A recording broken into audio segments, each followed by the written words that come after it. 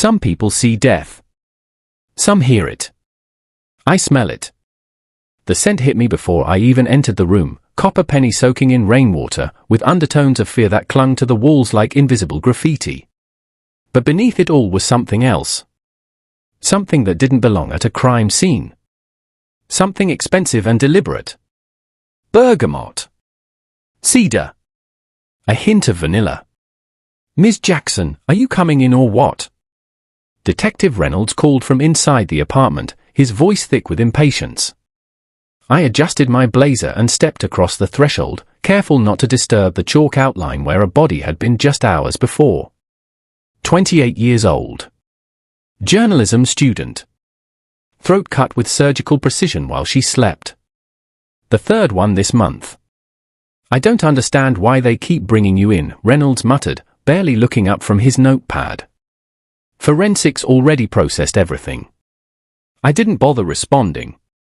They never understood why the department hired me as a consultant. Black woman with no police background, no forensic degree, just an abnormally heightened olfactory system that made me both a gifted perfumer and, apparently, useful at crime scenes where traditional evidence was lacking. "The killer wore cologne," I said, closing my eyes to focus. "High-end, custom blended. Not something you'd find at a department store." Reynolds snorted. "Great. That narrows it down to about half the men in this city." "No," I corrected him, moving toward the window where the scent was stronger. "This is unique. I've only encountered it once before." My mind flashed to 3 weeks ago, the charity gala at the Hilton. Men in tailored suits, women draped in diamonds, champagne flowing like water. I was there showcasing my small perfume line, offering custom scent analyses for the wealthy donors. And then he approached my table. Tall. Confident. His smile never quite reaching his eyes. "I need to check the guest list from the Children's Hospital fundraiser," I said, turning to face Reynolds. The killer was there. I made his cologne. Reynolds looked up, suddenly interested. "You're telling me you can identify our suspect by his perfume?" "I'm telling you I created it." My hands trembled slightly as the realization settled over me. A custom blend for a client who paid in cash and gave a false name. But I'd recognize him instantly. What I didn't say was how he'd lingered at my booth that night, asking questions about my process, about how scents can trigger memories, about whether I believed our sense of smell was connected to our survival instincts.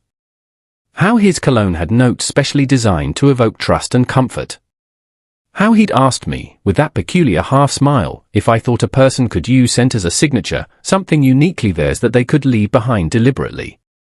I didn't tell Reynolds how the man had looked at me with eyes that seemed to absorb light rather than reflect it, or how my skin had prickled when his fingers brushed mine as I handed him his receipt. "I need to see the previous crime scenes," I said firmly. "There might be a pattern." "This isn't how investigations work," Reynolds began, but his phone rang. His expression changed as he listened. "When? Where?" A pause. "We'll be right there." He hung up, his face grim. "There's been another one. Same MO." My stomach dropped. The killer's accelerating. "You really think you can identify him by his scent?" I nodded slowly, remembering the distinctive blend I'd created: bergamot for charisma, cedar for strength, vanilla for comfort, and something else, something I couldn't quite place. Something that had seemed odd at the time but that I'd dismissed. "I know I can," I said. "And I think he wants me to." As we left the apartment, a chill ran down my spine. The cologne I'd created for him was now a calling card at murder scenes. And somehow, I knew he was watching, waiting to see if I'd recognize his signature. This wasn't just a series of murders anymore. This was personal. Please hit the subscribe button and leave a comment. The latest victim lived in an upscale loft downtown, all exposed brick and floor-to-ceiling windows with a view that probably cost more than my annual salary. Yellow crime scene tape fluttered in the evening breeze as we approached. "Same as the others?" I asked Reynolds as we ducked under the tape. "Worse," he replied grimly. He lingered this time. The moment I crossed the threshold, I knew Reynolds was right. The killer scent wasn't just present, it saturated the space, as if he deliberately sprayed his cologne throughout the apartment. Bergamot. Cedar. Vanilla. And that elusive fourth note I still couldn't place. But there was something new here too. Something that made my blood run cold. He brought roses, I whispered, following the faint floral undertone to a vase on the nightstand. Inside was a single black rose, its petals unnaturally dark. Beside it lay a small card with elegant handwriting. Reynolds pulled on gloves and carefully picked up the card. For the woman who knows my essence, he read aloud, then looked at me with narrowed eyes. Care to explain? My throat constricted. He knows I'm working the case. The victim lay on her bed, arranged like she was sleeping peacefully, except for the precise incision across her throat. African American, early 30s, with locks similar to mine. The resemblance made my stomach churn. Her name was Dr. Amora Wilson, said the medical examiner, a petite woman with tired eyes. Neurologist specializing in olfactory disorders. My head snapped up. What? She studied how the brain processes smells, the ME elaborated. Published several papers on hyperosmia, abnormally heightened sense of smell. Just like mine. Time of death? Reynolds asked. Between midnight and 2 a.m. Same method as the others, but... She hesitated. But what? I pressed. He took his time. There are indications he sat with her afterward. Maybe for hours. I closed my eyes, breathing deeply despite the grotesque scene. The cologne was strongest near the window. He'd stood there, watching the city lights. Then by the bookshelf, he'd examined her books. Finally, beside the bed, he'd remained with his victim, perhaps admiring his work. This isn't random, I said quietly. He's selecting these women carefully. Back at my small perfume studio that evening, I pulled out the formula card for the cologne I'd created months ago. The client had been specific about his requirements, charismatic but not overpowering, masculine yet sophisticated. Cash payment, no return address, just a name I now knew was fake, James Black. I remembered him clearly, tall and lean with impeccable posture, like someone accustomed to being observed. His hands were smooth, uncalloused. Professional. Perhaps a doctor. I rummaged through my supplies until I found the small vial of the mysterious fourth ingredient he'd insisted on adding himself, pulling it from his jacket pocket and carefully measuring it into the blend while I watched, curious but not alarmed. My own special touch, he'd said with that half smile. Something to make it uniquely mine. Now, under the bright light of my workspace, I studied the completed formula. What was it about this scent that had felt wrong from the beginning? What was I missing? My phone rang, startling me. Unknown number. Hello? I answered cautiously. Silence, then the sound of soft breathing. Who is this? I demanded, heart racing. You've always had a remarkable gift, came a smooth, cultured voice. I knew it the moment you identified every note in my cologne without hesitation. Bergamot. Cedar. Vanilla. My hand tightened around the phone. And the fourth ingredient? The one you added yourself. A low chuckle. That's for you to discover. You're the expert, after all. Why are you doing this? Because no one else appreciates the poetry of scent like you do. These women, they had the potential for your gift, but they couldn't recognize true artistry. They were innocent people, I said, voice shaking with rage. They were test subjects, he corrected calmly. Preliminary studies. But you're the culmination. The only one worthy of the final composition. A chill ran through me. You're targeting women with hyperosmia. Very good. I could hear the smile in his voice. Dr. Wilson was studying the condition. She had a list of subjects, women with extraordinary olfactory abilities. Your name was at the top. The room seemed to spin around me. You're a doctor. I was. before they took away my license for experimental procedures. Narrow-minded fools. His voice hardened. Look outside your window. My blood froze as I turned toward the street. A tall figure stood under the lamplight, phone to his ear. Even from this distance, I could see his smile. I've been perfecting a new scent, he said softly. One designed specifically for you. The previous formulations were inadequate. But I'm close now. So very close. He raised his hand in a small wave before turning to walk away. Sleep well, my muse. The line went dead. Please subscribe and comment your theories below. I didn't sleep that night. How could I? By dawn, my small apartment was transformed into a makeshift investigation board, photos of victims, newspaper clippings, and my own perfume notes scattered across the walls. At the center was a sketch I'd drawn of him from memory, sharp cheekbones, calculating eyes, that half-smile that never reached his gaze. The fourth ingredient. That was the key. I called Reynolds at 6 a.m. We need Dr. Wilson's research files, I said without preamble. And a protective detail for everyone on her study list. Reynolds sounded groggy but alert. Already ahead of you. We're bringing in women from her hyperosmia study for questioning and protection. A pause. But there's something else. Something you need to see.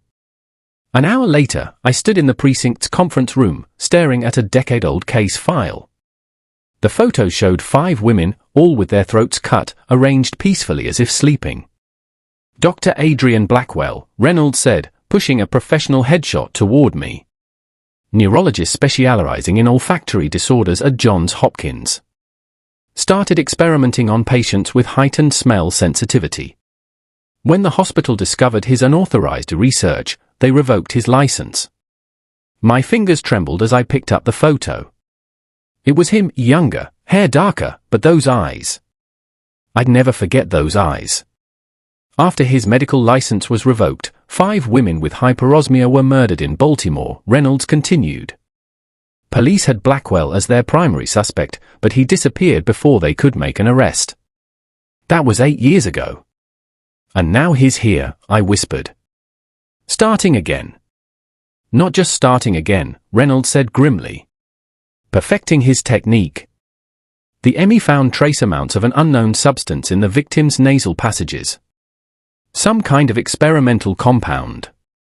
My mind raced back to the mysterious 4th ingredient Blackwell had added to his cologne. He's using the perfume as a delivery system, I realized aloud.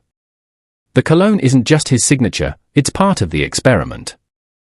Reynolds nodded. We think he's developing some kind of olfactory neurotoxin. Something that specifically targets people with your condition. But why? What's the point? Control, came a voice from the doorway. A tall woman in a crisp FBI jacket entered. Agent Sonvi Sharma, Behavioral Analysis Unit. We've been tracking Blackwell for years. She set down a thick file. Dr. Blackwell believes that scent is the most powerful and underutilized sense. His research focused on weaponizing scent molecules to affect brain chemistry. He wants to prove his theory was right all along, I murmured, the pieces falling into place. That he could create scents that directly manipulate the brain. And you, Agent Sharma said, eyes fixed on me, are his perfect test subject. Someone who can appreciate the artistry of what he's doing while experiencing its effects. My hand unconsciously went to my throat. He said I was the culmination. That the others were just preliminary studies. Reynolds' phone rang. His face darkened as he listened. When, he demanded.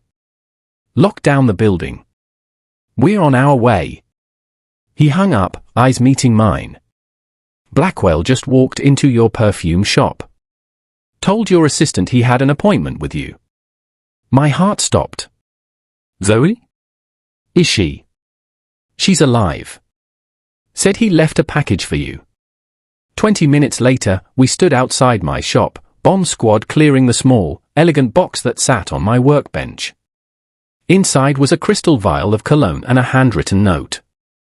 My final composition, Agent Sharma read aloud.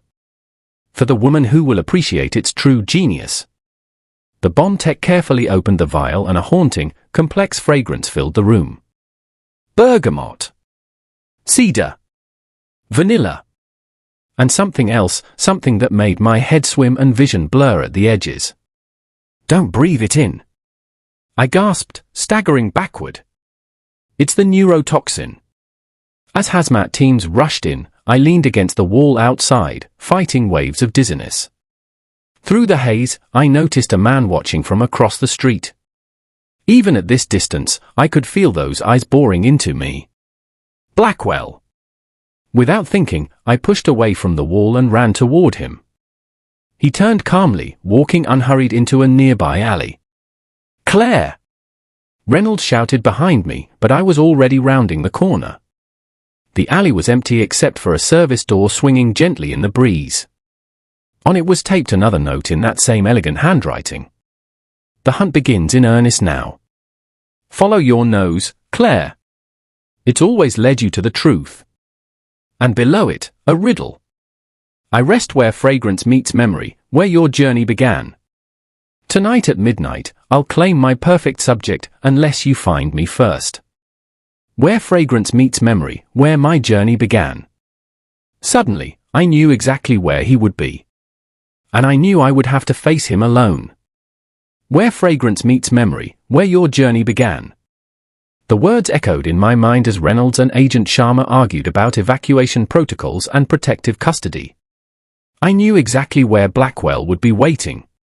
10 years ago, I was a struggling chemistry student with a rare gift that made professors uncomfortable. Impossible, they'd say when I could identify complex molecular compounds by smell alone. Unscientific. Until one professor recognized my ability as hyperosmia and introduced me to the world of perfumery. The abandoned botanical gardens on the city's edge, where I'd first discovered my true calling amid the night-blooming flowers and herbs. Where I'd set up my first makeshift lab in the old Victorian greenhouse, experimenting with essential oils under moonlight.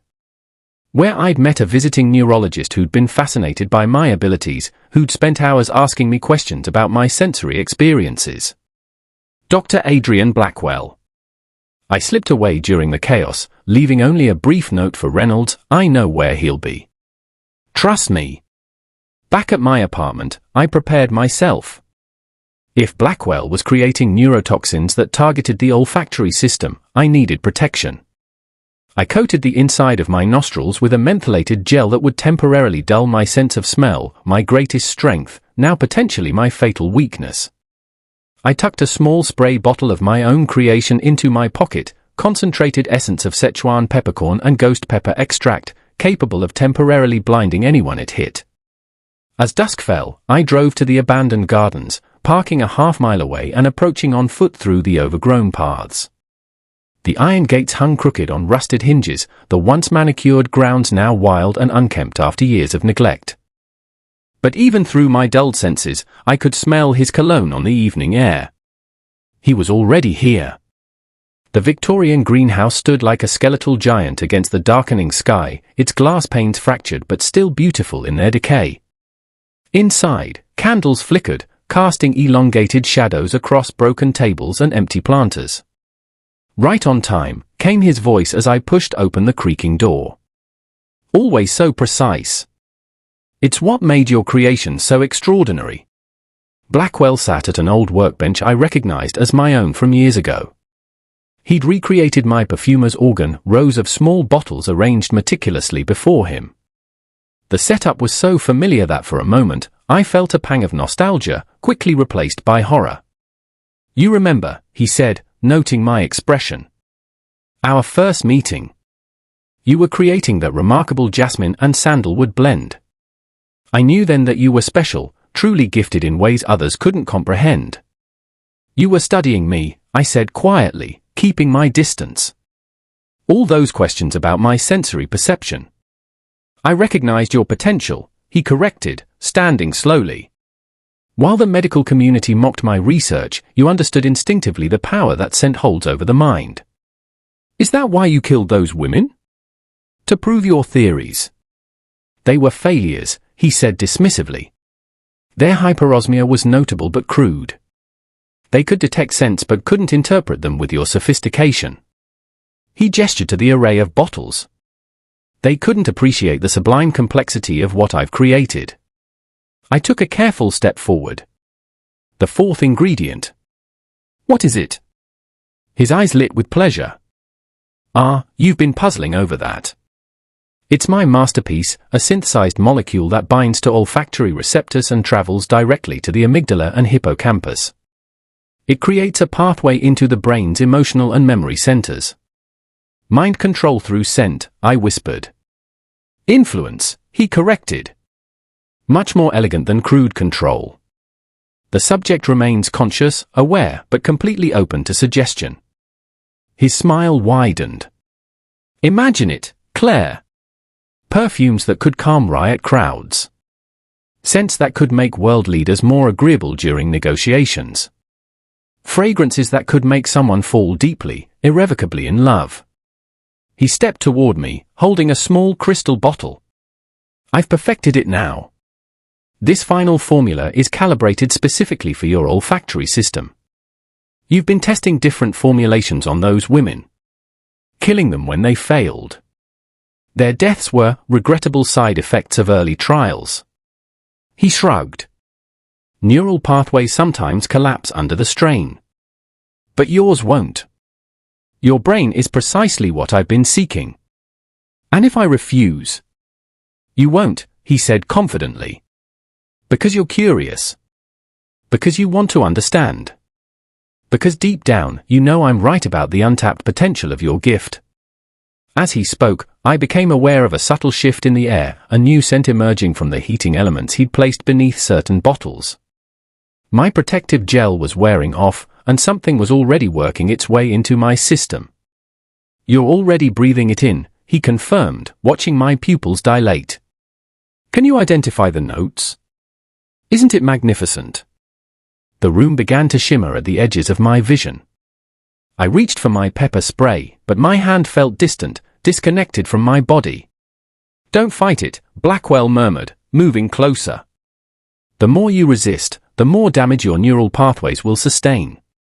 Through the haze, I saw headlights sweep across the greenhouse windows. Reynolds had found my note. Help was coming, but not soon enough. Why don't we begin, Blackwell said, uncapping the crystal bottle, with your first instruction. The world blurred around me as Blackwell's neurotoxin invaded my senses. Colors intensified, sounds echoed strangely, and scents became visible, swirling tendrils of aroma that danced through the air like living things. What do you smell now, Claire? Blackwell's voice reverberated through my consciousness. Despite the disorientation, something stirred in the analytical part of my mind. There was something familiar about this sensation. Something I'd experienced before. Bergamot, I whispered, playing for time. Cedar. Vanilla. And, he prompted, leaning closer with anticipation. I forced myself to focus through the haze. The fourth ingredient. I needed to identify it before I lost control completely. And then, like a lightning bolt of clarity, I knew. Datura, I said, my voice steadying. Devil's trumpet. A deliriant that causes hallucinations and suggestibility. Blackwell's eyes widened with pleasure. Magnificent. Even now, your olfactory processing is unparalleled. But he'd made a critical mistake. One that gave me hope. You've been using a scopolamine derivative, I continued, forcing my thoughts into order. From datura seeds. That's why the victims were so compliant before death. Yes, he confirmed, circling me like a shark. A complex synthesis that makes it undetectable to normal analysis. Paired with my neurochemical amplifiers, it creates the perfect conduit to the subconscious. What he didn't know, couldn't know, was that I'd encountered datura before. 3 years ago, while sourcing rare botanicals in South America, I'd accidentally inhaled datura pollen. The resulting hallucinations had nearly killed me, but I'd learned something crucial, how to navigate my own altered consciousness. As Blackwell uncapped the crystal bottle, I pretended to sway more dramatically, appearing more affected than I actually was. "Your first instruction," he said softly, "is simple. You will forget about those women. Their deaths were necessary sacrifices for science." I forced my eyes to glaze over, nodding slightly. "Good," he murmured, emboldened by my apparent suggestibility. "Now, you will assist me in my research. Together, we will revolutionize neuroscience through olfaction." Through the haze, I saw flashing lights outside. Reynolds and the FBI were approaching, but too cautiously, afraid of triggering Blackwell. I needed to act now. "I have one question first," I slurred, swaying toward him. "Did you ever wonder why I named my perfume shop Antidote?" Confusion flickered across his face. "A poetic choice. Scent as the remedy for an emotionless world." "No," I whispered, inches from him now. "It's because every poison has one." In one fluid motion, I pulled the small spray bottle from my pocket and discharged it directly into his face. Blackwell screamed, clawing at his eyes as the concentrated capsaicin compound burned his corneas and nasal passages. The crystal bottle crashed to the floor, shattering into glittering shards. But the sudden movement cost me my balance. I stumbled, falling to my knees as the neurotoxin surged through my system. My vision tunneled dangerously. "You think you've won?" Blackwell gasped through his pain. "The compound is already in your bloodstream. Your precious neural pathways will collapse within hours." I crawled toward my old workbench, fighting unconsciousness. "That's where you're wrong," I managed, pulling myself up to reach a small wooden box I'd spotted earlier, my old emergency kit, still preserved after all these years. "Your research was brilliant but incomplete," I continued, fumbling with the box. "You never fully understood the olfactory system's natural defenses. Inside the box was a vial of my earliest creation, a neutralizing agent I developed after my datura poisoning. A true antidote." Blackwell lunged for me blindly, crashing into equipment as federal agents finally burst through the greenhouse doors. "He has a neurotoxin," I shouted to Reynolds as I uncapped the antidote. "Don't breathe deeply." As agents tackled Blackwell to the ground, I inhaled my counteragent deeply, feeling its clarifying compounds cut through the fog in my mind. The world slowly stopped spinning. "How?" Blackwell demanded as handcuffs clicked around his wrists. "How did you resist?" I stood shakily, supported by Reynolds. "Because scents don't just trigger memories, they are memories. And you gave me everything I needed to remember who I was facing. Every victim. Every crime scene. Every note in your cologne was another piece of evidence." As they led him away, his eyes never left mine.